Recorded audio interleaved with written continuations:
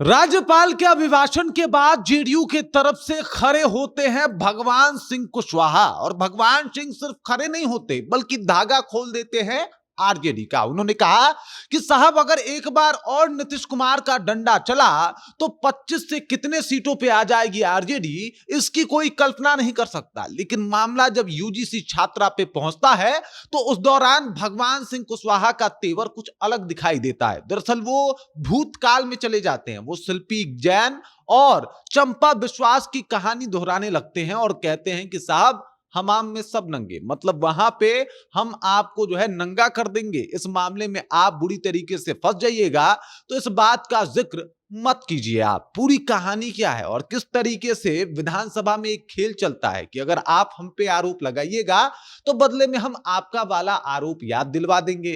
अब पूरी कहानी क्या है इसके ऊपर जो है हम चर्चा करेंगे, लेकिन उससे पहले मेरा परिचय जान लीजिए। मेरा नाम है रजत और आप जनता जंक्शन देख रहे हैं। दरअसल भाषण के दौरान जो है वो तीखी नोकझोंक भी दिखाई देती है और इस दौरान आप देख सकते हैं कि किस तरीके से भगवान सिंह कुशवाहा जो है वो लगातार जेडीयू को तो रिप्रेजेंट कर ही रहे थे लेकिन आरजेडी को ताने दे रहे थे।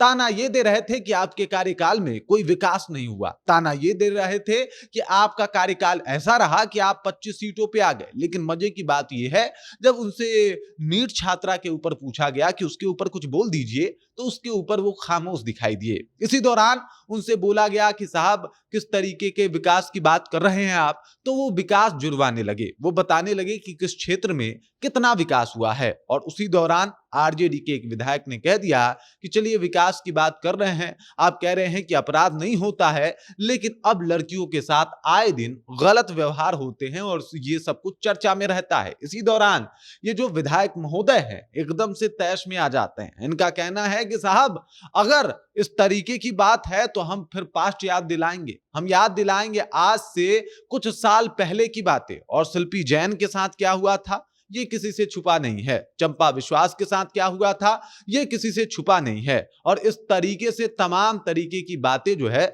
वो सामने आने लगी। चंपा विश्वास तो नहीं कहा, लेकिन इन्होंने कहा कलेक्टर की वाइफ। अब कलेक्टर की वाइफ कौन है चंपा विश्वास, ये किसी से छुपा हुआ नहीं है। या फिर शिल्पी जैन वाला जो मामला एक तरीके से कहा जाए तो आज भी वो उसमें कोई इंसाफ नहीं मिला, आज भी उसका कोई तह नहीं मिला। इन सब चीजों की बातचीत हुई और इस बातचीत के बाद पता चला कि साहब अगर मान लीजिए कि सत्ता पक्ष की तरफ कोई अगर उंगली करेगा तो सत्ता पक्ष उनको पुरानी गलती याद दिला के चुप करवा देगा। आरजेडी वाले इस दौरान चुप दिखाई दिए। तेजस्वी यादव भी खामोश थे जब चंपा विश्वास और साथ ही साथ अगर बात किया जाए शिल्पी गौतम की कहानी जब सामने आई तो तेजस्वी यादव भी सर झुका के चुपचाप सुनने को मजबूर हो गए। और इस दौरान जिस तरीके से मतलब जेडीयू विधायक एकदम से पूरा वो कहा जाता है ना आरजेडी को धड़ल्ले से मतलब लगातार वो का मतलब अपने निशाने पे ले रहे थे, वो अलग ही था। मतलब कह रहे थे विकास हुआ नहीं। और अगर बात यूजीसी के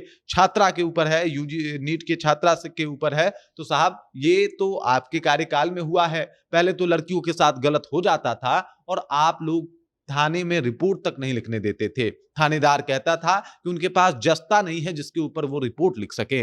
कम से कम आज एफआईआर तो हो जाता है, लेकिन ये क्या कम से कम एफआईआर से काम चल जाएगा? क्या लॉ एंड ऑर्डर दुरुस्त है? क्या लड़कियां आज सुरक्षित है? ये तमाम सवाल अभी भी खड़े हो रहे हैं। फिलहाल उन्होंने वहां पे तो यानी विधानसभा में तो आरजेडी का मुंह बंद करवा दिया, लेकिन क्या बिहार की जनता इस आंसर से संतुष्ट है कि चंपा विश्वास के साथ जो कुछ हुआ या फिर शिल्पी जैन एक कहानी बन के रहेगी? क्या वैसी ही एक कहानी नीट की छात्रा जो अभी शंभू गर्ल्स हॉस्टल में कांड हुआ वो वैसी ही एक कहानी बन के रह जाए, या फिर उसको न्याय मिलना चाहिए? अगर आप इतने ही धर्म संगत तर्क संगत हैं तो उसको न्याय दिलवाइए। अगर आप इतने ही बेहतर तरीके से कार्य कर रहे हैं तो उसके न्याय के बारे में बात होनी चाहिए। बाकी इस खबर इस जानकारी को लेकर आप क्या सोचते हैं और जिस तरीके से इन्होंने अपनी बातों को रखा उसे आप कैसे देखते हैं, कमेंट करके अपना विचार हम तक पहुंचा दीजिए।